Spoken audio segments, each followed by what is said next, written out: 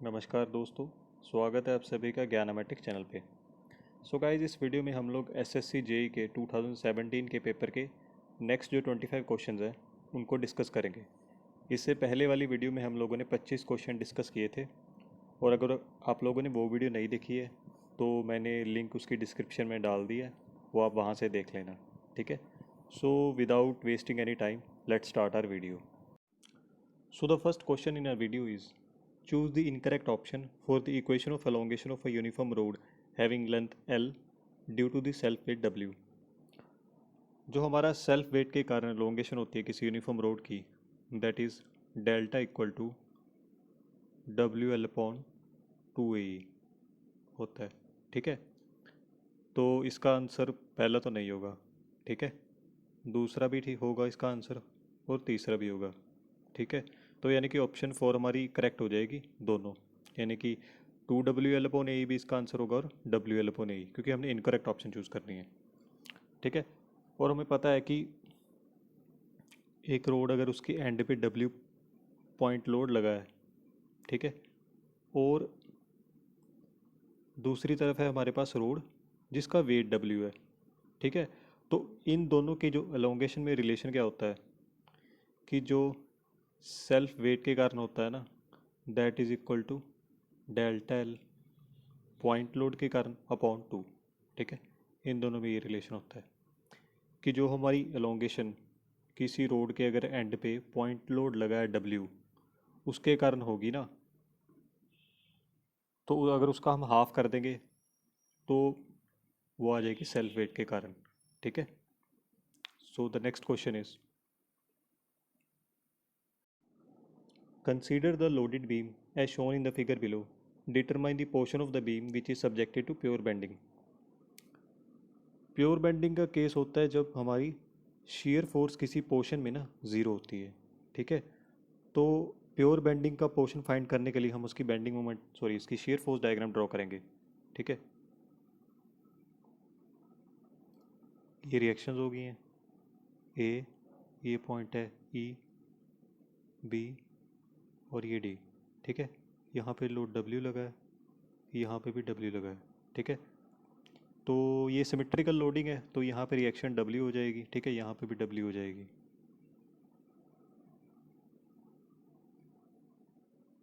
तो इसकी shear force diagram यहाँ पे अगर डब्ल्यू इधर लगा है लेफ्ट साइड पे, अपर साइड पे, तो वो पॉजिटिव होती है हमारी। ठीक है। तो ये सेम रहेगा बी पॉइंट तक, उसके बाद सडन ड्रॉप आ जाएगा। ठीक है, डब्ल्यू का ही, फिर ये आगे सेम रहेगा। ठीक है।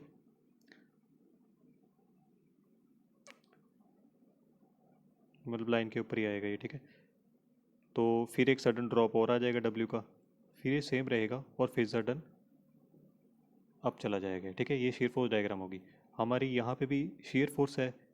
ठीक है। इस पोर्शन में भी है, इस पोर्शन में भी है, और इस पोर्शन में जो है हमारी शीयर फोर्स ज़ीरो है। ठीक है। तो ये हमारा जो बी डी सेक्शन है ना, ये हो जाएगा प्योर बेंडिंग का। ठीक है। तो इसका आंसर क्या करेक्ट हो जाएगा? Option 3, that is B D. ठीक है। सो नेक्स्ट क्वेश्चन है हमारा कि calculate the total angle of twist for a stepped shaft which is subjected to torque T as shown in the figure below. हमें यहाँ पे स्टेप्ड शाफ्ट गिवन है और हमने कैलकुलेट करना है एंगल ऑफ ट्विस्ट। इसकी लेंथ है L, इसकी है 2L, यहाँ पे डायमीटर है D, यहाँ पे है 2D। ठीक है। तो हमें पता है कि शाफ्ट जब सीरीज़ में होती है, ठीक है, तो हमारे पास एंगल ऑफ ट्विस्ट क्या होता है? Theta equal to θ1 plus θ2। ठीक है। और ये हम थीटा कहाँ से कैलकुलेट कर लेंगे? हम यूज़ करेंगे torsion equation, T/J equal to G theta by L. ठीक है। यहाँ से हमारा थीटा आ जाएगा TL/GJ।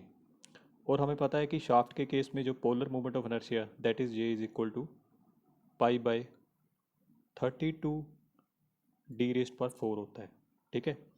तो ऐसे ही θ1 कैलकुलेट कर लेंगे, ठीक है, इस फॉर्मूले से, और θ2 कैलकुलेट कर लेंगे। दोनों को ऐड कर देंगे, हमारा टोटल थीटा आ जाएगा। तो उसकी वैल्यू आती है हमारे पास 36TL अपॉन पाई GD⁴। ये मैच करता है हमारा ऑप्शन 4 के साथ, तो इस क्वेश्चन का आंसर क्या हो जाएगा? ऑप्शन 4। ठीक है, सो नेक्स्ट क्वेश्चन की ओर चलते हैं। Now cross sectional bar of area 700 mm square is subjected to an axial load as shown in the figure below. What is the value of stress in megapascal in the section RS? वैसे तो जो भी हमारी exam में figure given होती है वो हमारी स्टैटिक इक्विलिब्रियम में होती है, बट फिर भी हम चेक कैसे कर सकते हैं कि अगर एक डायरेक्शन की फोर्सेस का सम अगर दूसरी डायरेक्शन की फोर्सेस के इक्वल होता है तो वो बॉडी होती है हमारी स्टैटिक इक्विलिब्रियम में। तो इसे हम अगर चेक करें तो पहले हम जो लेफ़्ट साइड की ओर फोर्सेस लग रही हैं उन्हें ले लेते हैं। जैसे 63 हो गया प्लस 21 हो गया, इन दोनों का सम आ गया 84। ठीक है, सो दूसरी डायरेक्शन की ओर जो राइट साइड की ओर लग रही हैं वो हमारी हैं 35 प्लस 49। ठीक है, तो ये भी हमारा 84 हो गया, यानी कि हमारी जो गिवन फिगर है it is in static equilibrium. ठीक है, तो हमें कैलकुलेट करना है इस सेक्शन में स्ट्रेस, और स्ट्रेस हमें पता है कि वो होता है फोर्स पर यूनिट एरिया। ठीक है, तो अगर हम इस सेक्शन में फोर्स कैलकुलेट कर लेंगे तो हमारे पास स्ट्रेस की वैल्यू आ जाएगी अगर हम उसे एरिया से डिवाइड कर देंगे। ठीक है, तो अगर तो हम यहाँ से शुरू होंगे क्योंकि इस क्वेश्चन में हमें फ्री बॉडी बनानी पड़ेगी हर एक पार्ट की। ठीक है, तो अगर तो हम यहाँ से फ्री बॉडी बनानी स्टार्ट करेंगे तो पहले इसमें लोड कैलकुलेट करेंगे, फिर इसमें, फिर जाके हम आर एस में पहुँचेंगे। तो हम क्या करेंगे, हम यहाँ से शुरू होंगे। ठीक है, तो इसमें लोड कितना आ जाएगा 21। ठीक है, यहाँ पे भी 21 क्योंकि हमारी स्टैटिक इक्विलिब्रियम में ये हमने पहले चेक कर ली है। ठीक है, तो लोड आ गया 21, सो स्ट्रेस क्या हो जाएगा 21 इंटू 10⁻³ अपॉन 700। ठीक है, तो इससे हमारी वैल्यू आ जाएगी सिग्मा की 30 न्यूटन पर mm², और जो हमारा 1 न्यूटन पर mm² होता है वो हमारा 1 मेगा पास्कल के इक्वल होता है। ठीक है, मतलब न्यूटन पर mm² और mega pascal are the same thing. ठीक है, तो इसका आंसर क्या हो जाएगा ऑप्शन 1। ठीक है, सो नेक्स्ट क्वेश्चन की ओर चलते हैं। If the diameter of a column is reduced by 30%, then what will be the change in the Euler's buckling load in percentage पूछा है हमें। ठीक है, 30% रिडक्शन है हमारी डायमीटर में। हमें पता है कि जो यूलर लोड का फॉर्मूला होता है वो होता है हमारा P E equal to pi square into E into I upon equivalent length की स्क्वायर। ठीक है, सो हमें पता लग गया कि यहाँ से हमारा पी ई है वो प्रोपोर्शनल है आई के, अगर बाकी सारी चीज़ें हमने सेम रखी हैं। ठीक है, और हमें पता है कि आई हमारा वैसे प्रोपोर्शनल होता है d⁻⁴ के। ठीक है, सो हमारा पी ई प्रोपोर्शनल हो गया है d⁻⁴ के। ठीक है, तो हम इससे एक PE1 कैलकुलेट कर लेंगे जो प्रोपोर्शनल हो जाएगा, अगर हमारा रिडक्शन है 30% का तो जो नया डायमीटर आएगा वो हमारा हो जाएगा 0.7 टाइम्स। ठीक है, जो प्रीवियस डायमीटर है, तो 0.7 d⁻⁴। ठीक है, सो इससे हमारे पास PE1 और PE की रेशो निकाल लेंगे, सो उससे हम बेसिकली चेन निकाल सकते हैं। ये हमारी वैल्यू अप्रॉक्सीमेटली आ जाती है 0.2401। ठीक है, तो हम इससे चेंज कैसे निकालेंगे, 1 माइनस यहाँ से कर देंगे। ठीक है, 1 इसे मतलब 1 से माइनस कर देंगे, इसे भी 1 से माइनस कर देंगे। ठीक है, तो ये आ जाएगी पी ई अपॉन ये माइनस PE1 अपॉन PE, ये हमारी आ जाएगी 0.7599। ठीक है, तो हम अगर इसे परसेंटेज में चेंज कर देंगे तो हमारा 75% अप्रॉक्सीमेट चेंज आ जाएगा यूलर लोड में। ठीक है, तो इसका आंसर हो जाएगा ऑप्शन 3। ठीक है, सो नेक्स्ट क्वेश्चन हमारा है कि what is the value of latent heat of vaporization at critical point. तो जो हमारी लेटेंट हीट ऑफ वेपराइजेशन की वैल्यू होती है क्रिटिकल पॉइंट पे वो हमारी होती है 0। ठीक है, तो इसका आंसर हो जाएगा ऑप्शन ए। और वैसे हमारा क्रिटिकल पॉइंट क्या होता है, अगर हम टी एस डायग्राम ड्रॉ करते हैं, ठीक है, और ये हमारा बेल शेप कर्व आ गया, ठीक है, ये जो लाइन होती है हमारी, ये होती है सैचुरेटेड लिक्विड लाइन, और ये होती है हमारी सैचुरेटेड वेपर लाइन, और ये जहाँ पे मीट करती हैं वो होता है हमारा क्रिटिकल पॉइंट, ठीक है।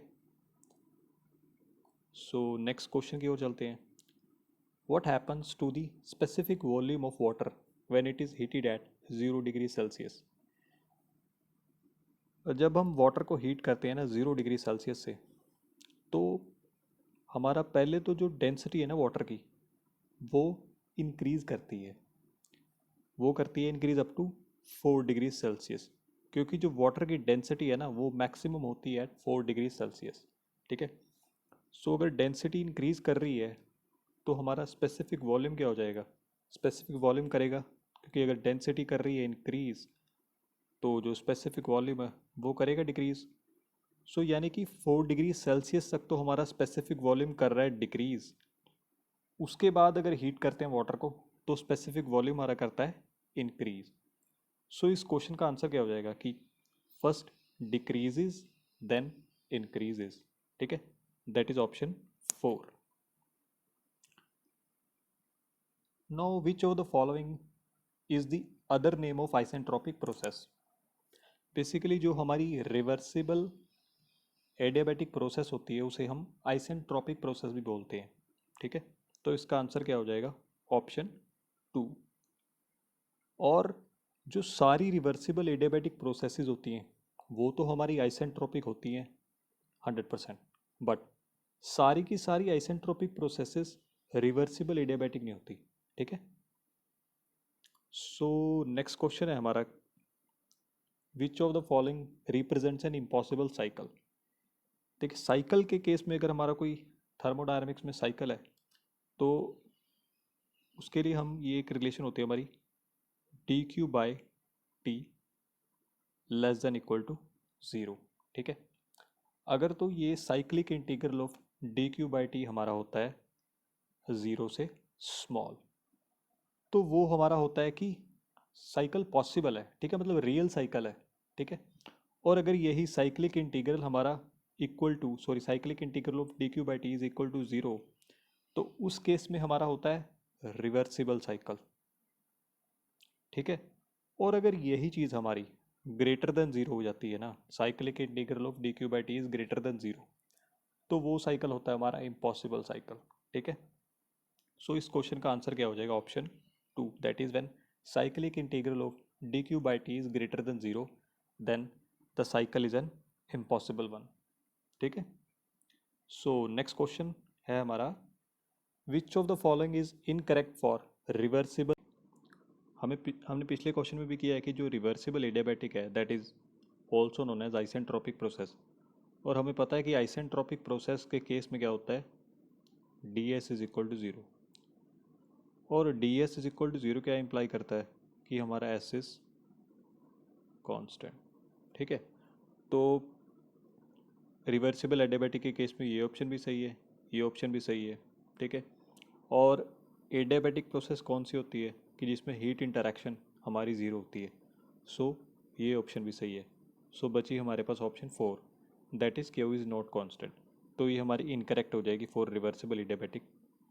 सो इस क्वेश्चन का आंसर क्या हो जाएगा, ऑप्शन 4, ठीक है। सो नेक्स्ट क्वेश्चन है हमारा, which of the following method of fuel ignition is used in diesel engine. Diesel engine के केस में हम यूज़ करते हैं हीट फ्रॉम कंप्रेस्ड एयर, ठीक है, ये वाला method of fuel ignition use होता है डीजल के केस में, ठीक है। तो आंसर क्या हो जाएगा इसका, ऑप्शन 4। और जो पेट्रोल के केस में हम यूज़ करते हैं स्पार्क प्लग इग्निशन के लिए, ठीक है।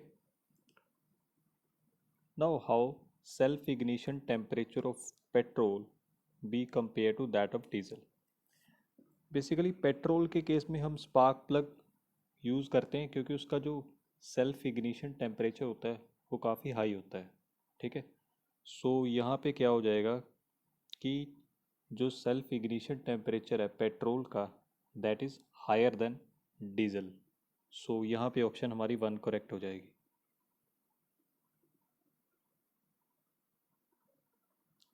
सो नेक्स्ट क्वेश्चन हमारा कि which of the following is true for super charging adiabatic process.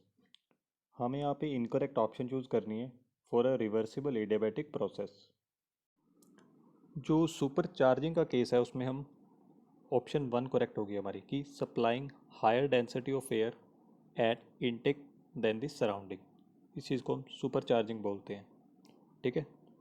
So next question हमारा हो जाएगा कि which term best represents the calorific value of gaseous fuel. Calorific value होती है कि 1 kg अगर हम फ्यूल का बर्न करते हैं ना तो कितनी एनर्जी मिलती है। ठीक है। तो हमारी एनर्जी का क्या यूनिट होता है, कैलोरीज है ना, यानी कि यहाँ पे किलो कैलोरी में गिवन है। सो किलो कैलोरी तो आ जाएगा हमारा न्यूमरेटर पे और केजी आ जाएगा डिनोमिनेटर में। तो क्या हो जाएगा इसका answer, option 2 that is kilo calorie पर केजी। ठीक है। Now which of the following substance can be classified as pure substance. देखिए जो हमारा प्योर सब्सटेंस होता है उसकी डेफिनेशन होती है कि uniform and constant chemical composition. ठीक है। तो ह्यूमिड एयर तो होगा नहीं इसका आंसर, क्योंकि ह्यूमिड एयर में एयर आ गई है और वाटर वेपर्स आ गए हैं। ठीक है। तो केमिकल कॉम्पोजिशन यूनिफॉर्म नहीं रही है इस केस में। सॉयल भी नहीं होगी। ठीक है। सैंड इन वाटर भी नहीं होगा। सो बेकिंग सोडा क्वालिफाई कर जाता है यहाँ पे इन ऑप्शंस के अमंग कि वो प्योर सब्सटेंस हम उसको बोल सकते हैं। ठीक है। तो इसका आंसर हो जाएगा option 4 that is baking soda. Now which of the following statement is incorrect for work output of an ideal auto cycle. जो हमारी यहाँ पे फोर्थ ऑप्शन है ना कि both decreases with an increase in adiabatic index and decrease with an increase in the compression ratio, ये option हमारे पास incorrect है for work output of N auto cycle. तो ऑप्शन 4 करेक्ट है यहाँ पे। ठीक है। सो नेक्स्ट क्वेश्चन है हमारा कि a reversible engine which operates between temperature range of 1200 Kelvin and 600 Kelvin rejects 30% of heat to the sink comes under the classification of। हमें यहाँ पे सोर्स का टेम्परेचर गिवन है दैट इज 1200 और sink का टेम्परेचर गिवन है 600। सो इन दोनों temperatures के बेसिस पे हम कार्नोट इंजन की एफिशिएंसी निकाल सकते हैं। वो क्या होती है 1/T2 माइनस T1। ठीक है। तो हमारी एफिशिएंसी यहाँ से आ जाएगी 0.5। ठीक है। तो दूसरी एफिशिएंसी हमारी आएगी यहाँ से कि रिजेक्ट कर रहा है 30% हीट टू द सिंक। ठीक है। अगर 30% रिजेक्ट कर रहा है तो जो हीट की कन्वर्जन इनटू वर्क वो कितनी हो रही है 70%, है ना। सो यानी कि इसकी एफिशिएंसी हम बोल सकते हैं कि 0.7 है। ठीक है। तो कार्नोट की हमारे पास है 0.5 और इस इंजन की एक्चुअल एफिशिएंसी है वो हमारी है 0.7। सो बेसिकली ना तो ये कार्नोट इंजन है हमारा। ठीक है। तो ये जो हमारी इसकी एफिशिएंसी है वो इन दोनों की भी कैटेगरी में नहीं फॉल कर रही है, ना पेट्रोल इंजन की कैटेगरी में ना डीजल इंजन की कैटेगरी में। तो इसका आंसर क्या हो जाएगा, नन ऑफ दीज। ठीक है। Know which relation clearly depicts the absolute thermodynamic temperature scale. जो थर्मोडायनेमिक टेम्परेचर स्केल है हमारा उसकी रिलेशन होती है कि Q1/Q2 that is equal to T1/T2। ठीक है। तो कौन सी ऑप्शन करेक्ट हो रही है हमारी, ऑप्शन 1। ठीक है। सो नेक्स्ट क्वेश्चन की ओर चलते हैं कि at triple point of water which of the following term is not equal to 0। Triple point होता है वाटर का कि तीनों फेजेस हमारे को एग्जिस्ट करते हैं, यानी कि लिक्विड भी, वेपर वाला भी और सॉलिड वाला भी दैट इज आइस। ठीक है। वो तीनों फेजेस को एग्जिस्ट करते हैं, उसे हम ट्रिपल पॉइंट बोलते हैं। ठीक है। तो उस पर हमारी एंट्रोपी भी ज़ीरो होती है, इंटरनल एनर्जी भी ज़ीरो होती है, बट जो हमारी एंथैल्पी है that is not equal to zero. ठीक है। क्योंकि हमारी एंथैल्पी होती है H is equal to U+PV। ये चीज़ तो हमारी ज़ीरो होगी at triple point, but pressure और वॉल्यूम की कुछ टर्म होती है at triple point, so H हमारा ज़ीरो नहीं होता है, ठीक है। तो यानी कि इस क्वेश्चन का आंसर हो जाएगा enthalpy is not zero at triple point, यानी कि option one. No what does the term quality indicates? ये टर्म हमारी यूज़ होती है स्टीम के केस में, ठीक है। क्वालिटी को हम बोलते हैं ड्राइनेस फ्रैक्शन भी बोलते हैं, ठीक है। तो वो होती है हमारी M V upon M V plus M F. ये है मास ऑफ वाटर वेपर्स, ये है मास ऑफ लिक्विड, ठीक है। अगर हम वाटर वेपर के मास को डिवाइड कर दें to the sum of water vapour plus mass of liquid content, उसे हम बोलते हैं क्वालिटी या फिर ड्राइनेस फ्रैक्शन। तो इस क्वेश्चन का आंसर क्या हो जाएगा कि mass fraction of vapour in liquid vapour mixture, यानी कि ऑप्शन टू इसका करेक्ट आंसर हो जाएगा, ठीक है। सो नेक्स्ट क्वेश्चन की ओर चलते हैं कि a gas is compressed frictionless from an initial state of Y metre cube and 1 MPa to final state of 0.3 meter cube and 1 MPa. There is a transfer of 40 kilojoule of heat from the gas and a drop of 20 kilojoule in the internal energy. What is the initial state volume of the gas? यहाँ पे हमारे state one पे volume हमारा Y metre cube और state to पे हमारा 0.2 metre cube. Pressure same है, तो यानी कि ये हमारी कांस्टेंट प्रेशर प्रोसेस होगी। So there is a transfer of 40 kilo joule of heat from the gas. So D Q की वैल्यू कितनी है? -40, क्योंकि ये गैस से निकल रही है, ठीक है। And a drop of 20 kilo joule in internal energy, so delta U भी क्या आ जाएगा? नेगेटिव, ठीक है। तो हम अगर यहाँ पे फर्स्ट लॉ की इक्वेशन यूज़ करेंगे, D Q equal to delta U plus D W, ये है हमारा -40, ये है हमारा -20 प्लस डी डब्ल्यू। तो यहाँ पे डी डब्ल्यू क्या आ जाएगा? -20, ठीक है। और हमें पता है कि कांस्टेंट प्रेशर के केस में हमारी जो वर्क डन है उसका क्या फॉर्मूला होता है? वो हमारा होता है P into V two minus V one. हम इसे इक्वेट कर देंगे -20 से, ठीक है।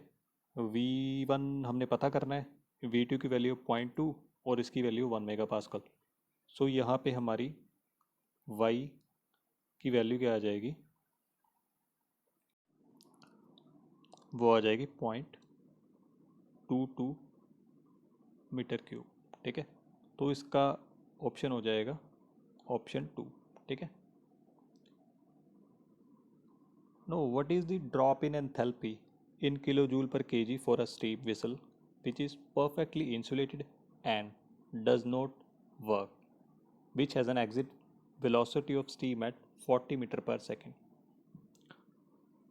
हमें बेसिकली ड्रॉप निकालना है एंथैल्पी में, that is H1 minus H2 निकालना है, ठीक है। तो हम विसल के केस में जो स्टेडी फ्लो एनर्जी इक्वेशन होती है हमारी, जब हम एग्जिट वेलोसिटी की वैल्यू निकालते हैं, वो होती है हमारी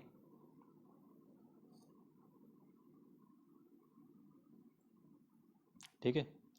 हमें C2 गिवन है, ठीक है, ये चीज़ कैलकुलेट करनी है हमें। तो H1 माइनस H2 क्या आ जाएगा? C2 स्क्वायर अपॉन 2, ठीक है। C2 हमें गिवन है 40,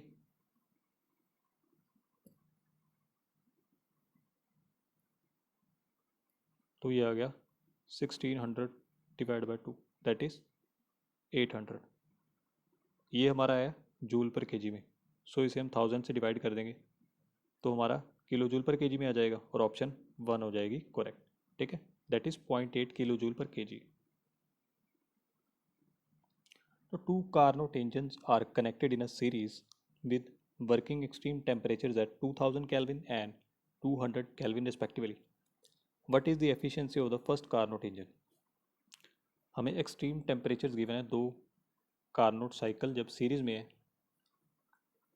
T1 गिवन है हमें 2000 और बेसिकली T3 गिवन है जो दूसरे सिंक का टेम्परेचर है, ठीक है, दैट इज़ 200 केल्विन।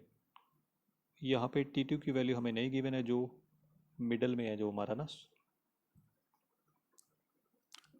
सो हमें कैलकुलेट करनी है कि what is the efficiency of the first Carnot engine. यहाँ पे ना इन्होंने कुछ कंडीशन मेंशन नहीं करी है, जैसे कहीं मेंशन करी जानी चाहिए यहाँ पे कि वर्क आउटपुट सेम है या फिर एफिशिएंसी का कुछ रिलेशन गिवन होना चाहिए, ठीक है, तो हम कैलकुलेट नहीं कर पाएंगे यहाँ पे, ठीक है, मतलब यहाँ पे कुछ और रिलेशन गिवन होनी चाहिए इस क्वेश्चन को आगे करने के लिए, ठीक है। सो नेक्स्ट क्वेश्चन की ओर चलते हैं कि what is the region 3 in the PV diagram given below is called. ये 3 रीजन गिवन है हमें पीवी डायग्राम में, ठीक है, 1 2 एंड 3। हमें 3 वाले को क्या बोलते हैं ये बताना है। जो ये तो पहला रीजन है दैट इज़ नोन एज सब कूल्ड रीजन, ठीक है। जो हमारा सेकंड है ये हमारा वेट रीजन, ठीक है, और जो हमारा थर्ड वाला रीजन है इसे हम बोलते हैं सुपर हीटेड रीजन, ठीक है। सो इसका आंसर क्या हो जाएगा कि option 4 that is super heated region है हमारा 3, ठीक है। ये हमारा वेट रीजन, ये हमारा सुपर हीटेड रीजन, ये हमारा सब कूल्ड रीजन, ठीक है। सो लास्ट क्वेश्चन है हमारा इस वीडियो में कि which formula is the correct depiction of the slope of the adiabatic curve. Now for a polytropic process on the PV diagram, the slope is given as dP upon dV equal to minus NP upon V, ठीक है। ये सारी polytropic processes आएंगी इसमें, जैसे कि reversible adiabatic होगी, ठीक है, आइसोबारिक, आइसोकोरिक, सारी प्रोसेसेस जितनी भी रिवर्सिबल प्रोसेसेस हम पीवी डायग्राम में ड्रॉ कर सकते हैं उनकी स्लोप ऐसी होती है that is minus NP upon V। हमें बेसिकली निकालनी है एडियाबैटिक कर्व के लिए, तो हम इसे बेसिकली यहाँ पे n को रिप्लेस कर देंगे गैमा से, ठीक है, तो हमारी पहली ऑप्शन करेक्ट हो जाएगी, ठीक है। सो ये था next video for mechanical engineering SSC JEE 2017, ठीक है। अगर आप लोगों को ये वीडियो अच्छी लगी है तो लाइक कीजिए, शेयर कीजिए, ठीक है, और चैनल को सब्सक्राइब कीजिए। So thank you and good bye.